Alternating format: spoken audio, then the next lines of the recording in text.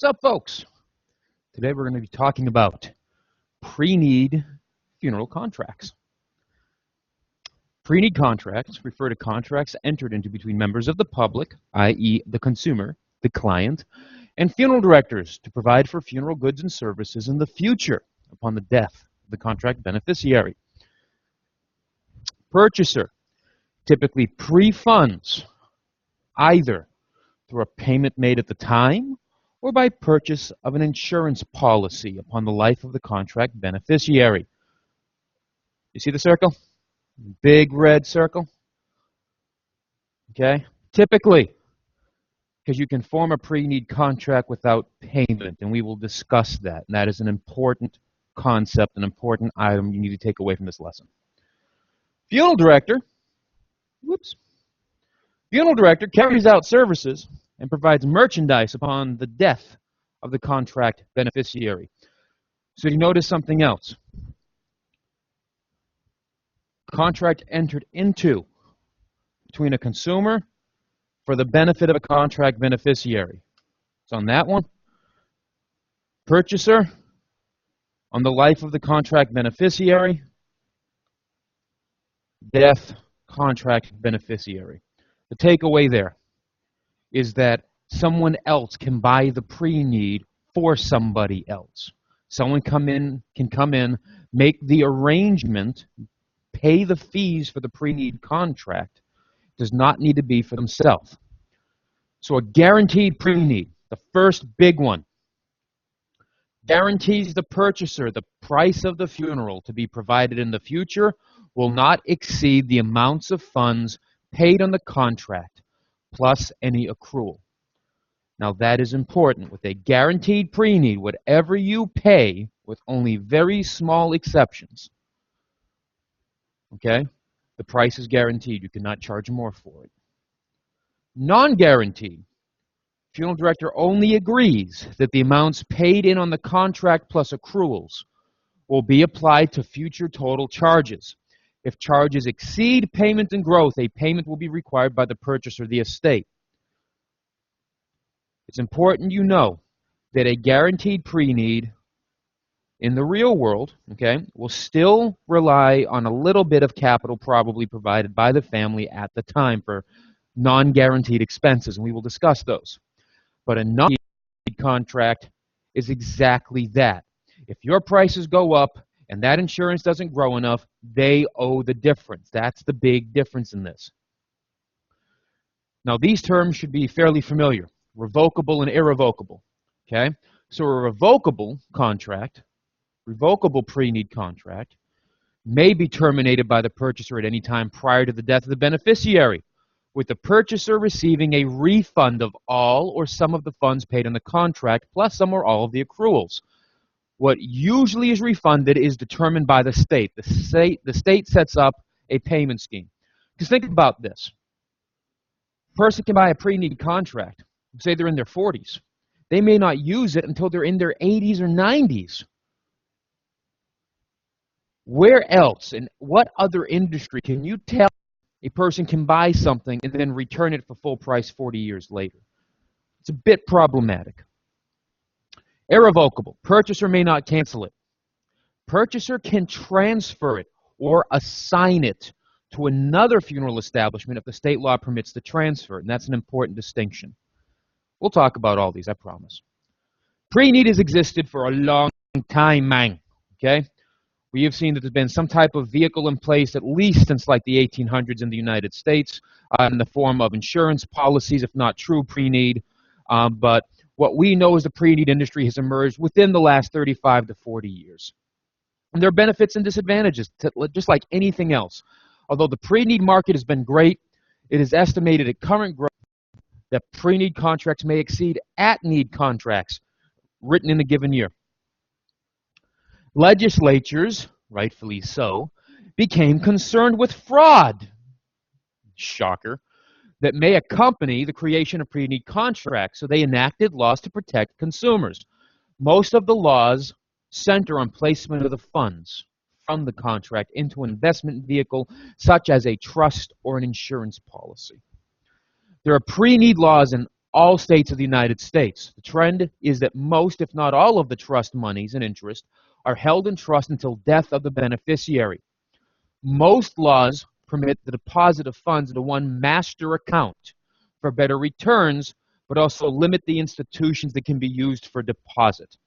So what is going on here is pretty self-explanatory, but I will, clarify a little bit. That you can have a master trust fund. Think of like one gigantic checking account. Okay, it all goes into that. But then you have to keep an itemized list of anything you've put into it. Generally, some states do not allow a funeral firm to have their own trust account. They have to use a state-approved account, which is what the rest of this says. The institution has to be approved. Look at your state laws. They will tell you what you can and cannot do.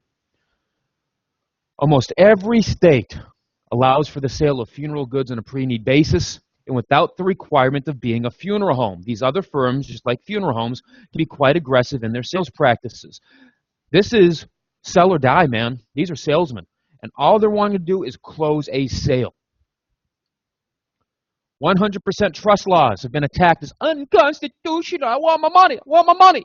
Deprivations of property and right to contract because they deprive firms of income. Most courts have not cared. Flat up. So 100% trust means someone comes to you and they write a contract worth, pre-need contract worth about 10 grand. Okay? Now, most state laws say, hey, you can put some into the trust and you can take a little bit for yourself to help the operation of your business because, yeah, you got to pay electric and rent and all that. So usually there are breakdowns. I can tell you in the state of Florida, for instance, depending on what it is in the contract, merchandise versus services versus cash advances, there are different percentages you have to place in trust. It sounds complex, but it's really not. Merchandise, you have to trust 30%. Services, 80% or whatever it is. Cash advances, 100%. Well, in a 100% trust law, you're going to be putting the entire amount, no questions asked, into the bank. You don't get anything from the transaction at that point. Just is what it is. And businesses don't like that, as you can imagine, rightfully so. They don't get anything out of the sale, so they have to rely on their at-need income to keep their business running until the pre-need contracts come into fruition. And the courts who have had to deal with these have said, that's okay. Suck it up, sunshine. In 1959, was sued by a cemetery. Cemetery sued the state. The court said that since it took, on average, 29 years for a contract to come due, that the fraud risk was enough to keep the 95% rule. So in this case, $10,000, they are required to trust 95% of it. The only thing the funeral home makes at the time of the sale, quote unquote, is 5%. $500. Boom, done. This was also reaffirmed in Idaho in 1964. So obviously, the courts tend to err on the side of the consumer. In '89, a federal court upheld a limitation that only a licensed funeral director could sell pre-need in the state of Virginia. The court didn't rule one way or other on the opinion. They simply refused to second-guess the legislation. Executive, a legislative, and a judiciary. Executive enforces law, legislative creates law, and judiciary interprets law. If something comes before the court, and it's a question of what did the legislature want, if the court really doesn't want to have to deal with that, they can just say, hey man, the rule's there, it is what it is, and we're not going to second guess why the legislature did this. You want to ask them, you ask them for clarification. But the law says a funeral director has to sell it. That's the law. We don't care why. That's not our job. Federal courts have also upheld unwanted solicitation laws specific for pre-need. West Virginia, 86. Yeehaw! Burial insurance policy is nothing new. Okay? Remember, I said pre-need's been around for a while, so to speak, and this was it, burial insurance. You could buy burial insurance in the United States as far back as the 1800s, like late 1800s, Victorian era. Funeral insurance is different. Funeral insurance is a life insurance policy. It's used to fund a pre-need contract. Burial insurance is payable at the time of death as an insurance policy. It is not tied to a pre-need contract. So, for instance, there are some large firms out there, Homesteaders, Lincoln Heritage Life, etc. Okay? Those are some of the ones I think I've worked with, actually, because they just jumped to mind. I have seen the people that we write policies with in a pre-need contract at the funeral home. And when I pick up a senior living magazine, I'm not that old, get that out of your mind. Okay, when I pick up a senior living magazine, or I am at the VA waiting on a death certificate to pick up from the details office, and I see, you know, the magazines lying around, I pick up, I start thumbing through it, and I see that same company then advertising burial insurance. It kind of competes, but it doesn't. That's the problem. If you buy burial insurance, when a person dies, you send in a death certificate, and if all the standards of the policy are met, you get the face value amount, $10,000, $20,000, whatever it is. Funeral insurance, that is tied to the pre-need. You have to have the contract. Growth in the use of funeral insurance as a method of pre-need funding has grown considerably. Boom. Oh yeah, not going to lie. Definitely. Okay. Better returns. 3 advantages to using insurance rather than trust. I know the book says 2, but I break down the first one into 2 separate parts. Okay? Most pre-need insurance products offer some type of face amount escalator, which increases the insurance payoff to meet inflation. Accrual in the face amount of the policy is tax-free. Trust can be taxed on both interest and other income. We've seen that when we talked about trusting back in the business law review. This also reduces administrative costs. And upfront income commissions offset the cost of the pre-need marketing program. So insurance products typically have some type of guaranteed growth, so to speak. As the policy grows, you are not taxed. It's stored in the policy. You're not taxed till the money comes out.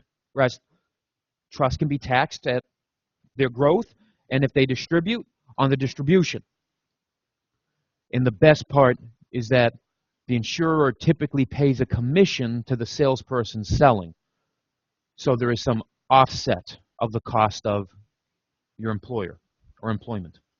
In every state, no questions asked, life insurance must only be sold through a licensed life insurance agent.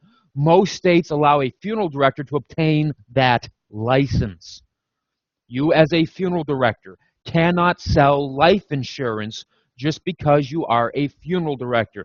You must obtain the proper life insurance license. So you're making money on the pre-need. Accruals in insurance are not taxed. We've already seen that. Interest or income paid on pre-need trust funds is subjected to federal tax. That's a disadvantage. So in '87, IRS clarified who's responsible. Consumers purchasing contracts after the end of January, basically, in 1980, get stuck with the tax. You can imagine that upset the chicken roost. Okay? They were paying taxes on funds the funeral home receives. Isn't that awesome? The funeral home gets the income, and the person that contracted with you has to pay the tax. Stroke of genius. Should not give Congress sharp objects, man.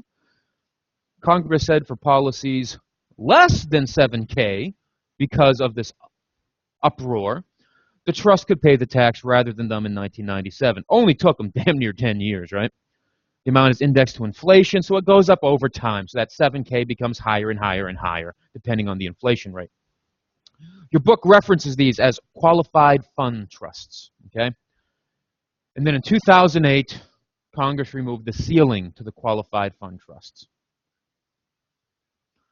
When funeral services are performed, the insurance face amount and all accruals are paid to the funeral director and represent ordinary income. If a state law permits the funeral director to keep a portion of the insurance amount prior to service, the funeral director must report it as ordinary income. That's a fancy way of saying you have to report it as standard profit, like anything else that you made money on, you have to report the fact that you made it. So when we're looking at Medicaid and Social Security supplemental income, okay, to determine eligibility, the caseworker will exclude or not count certain assets. Pre-need contract holders are required to enter into irrevocable contracts so they can be excluded. With irrevocables, there is no cap on the dollar limit on a funeral policy in most states. Your book says that most applicants should be encouraged to use these because they give you the most benefit under isolating assets. You don't have to consider them for Medicaid or SSI.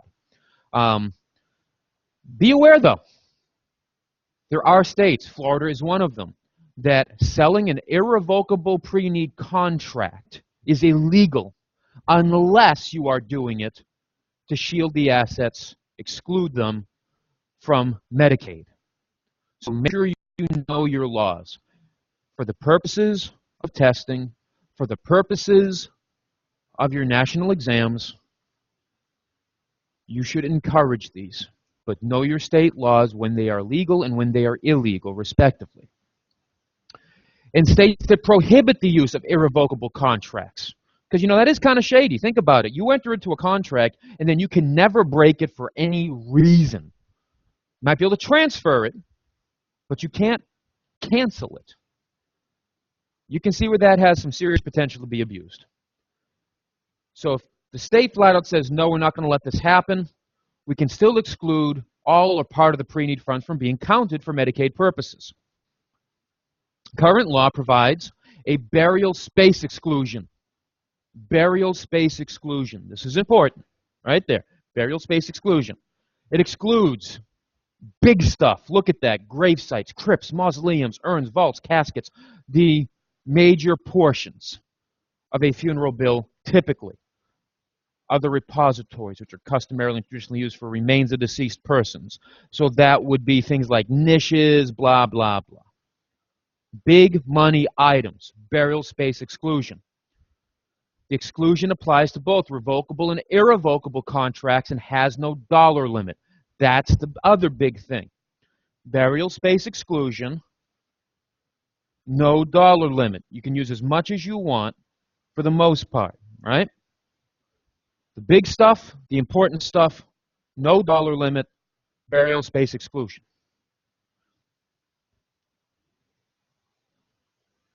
Whoops. There's a requirement that the applicant own the gravesite or product. It is not a requirement that the applicant cannot have physical possession of it, especially in the case of an urn. It is also not a requirement that the product exist at the moment, as long as the contract shows it was purchased.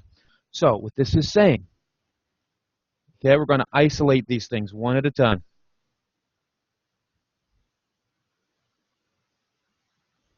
It is a requirement the applicant own the gravesite or product. In other words, you have to have a valid contract of sale. Title has to be passed. It has to be theirs. It cannot be up in limbo. Okay, so now we'll get rid of that one.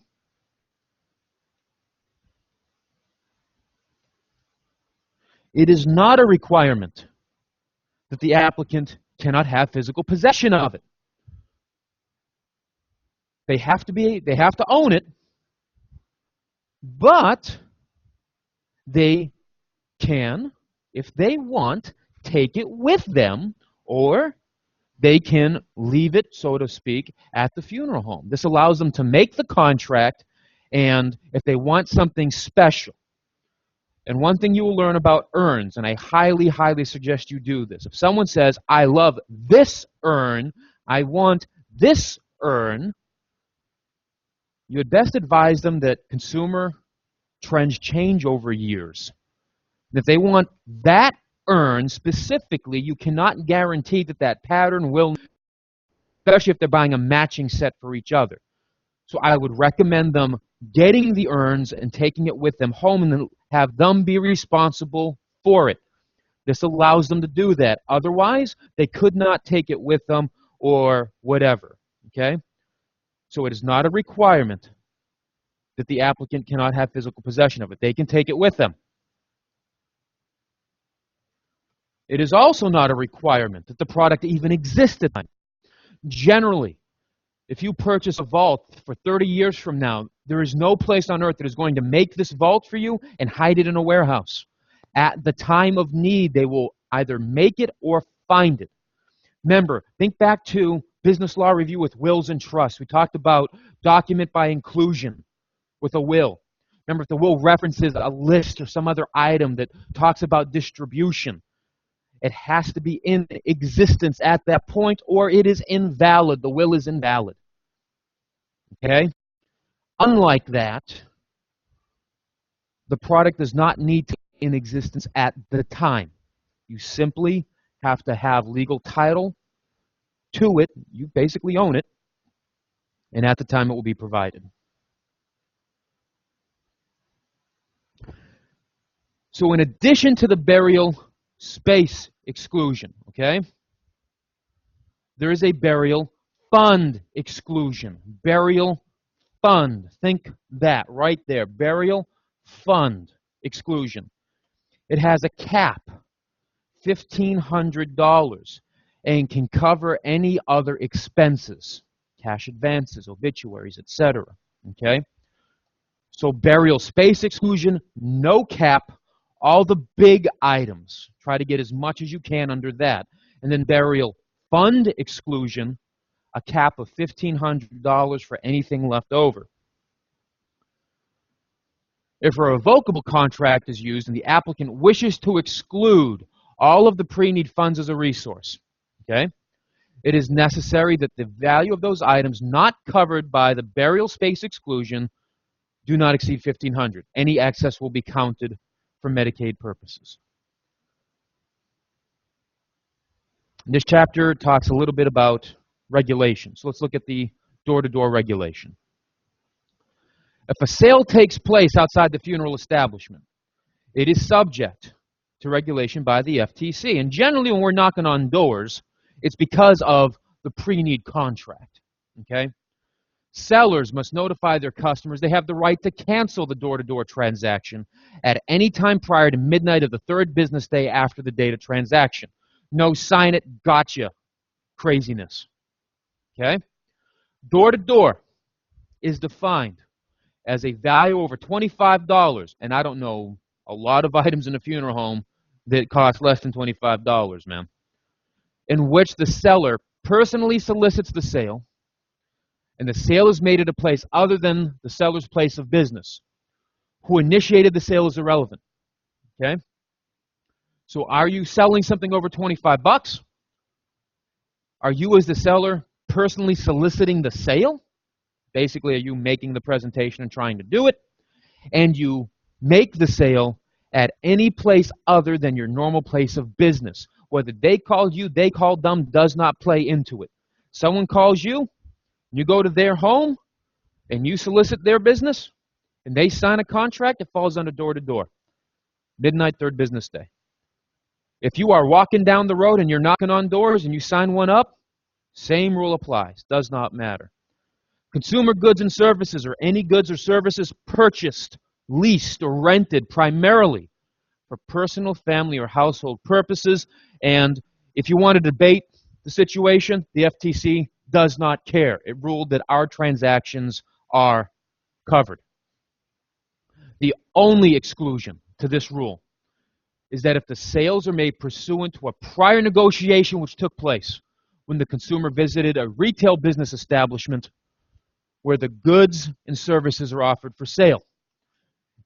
If they come to the funeral home to start things, and then finish writing things up at the home, the door-to-door regulation doesn't apply. But the funeral home visit must be physical. They must come to the funeral home, meet with the funeral director, discuss whatever's going on, discuss with the pre-need counselor. Then you set up another appointment, you meet them at the house. That does not fall under the FTC door-to-door regulation. As a best practice, not something I will test you on, okay? You probably should give them midnight to the third business day just so you don't even have to deal with it. They have the same type of things. But again, look at your local laws. Your state laws might require something different than just the FTC minimum. If the regulation applies, you will be committing an unfair and or deceptive practice if you do any of this fun stuff. Fail to provide the consumer with a copy of the contract, or if the contract doesn't exist, a receipt which is dated, contains your business name and address, following disclosure in 10 bold-faced type. I'm not going to read it. On the contract, above the disclosure, must be in close proximity to the signature line. So the disclosure can't be hidden on the back. It has to be somewhere they can see it. If a receipt is given, it must be on the front of the receipt. The disclosure has to be visible. That's the takeaway.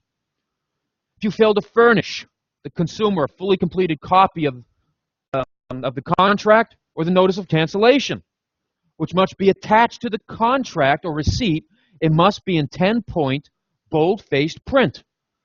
Seller must also retain a copy. I'm not going to reprint the entire thing. It's in your book. You can look at it. If you include in any door-to-door contract or receipt a confession of judgment or waiver to the right of cancellation, you cannot just put it in there, hey, you sign it and you waive your right to cancel this. Federal law supersedes. Supremacy Clause, U.S. Constitution, look it up. You fail to orally inform the consumer about his right of cancellation and misrepresent that right in any way.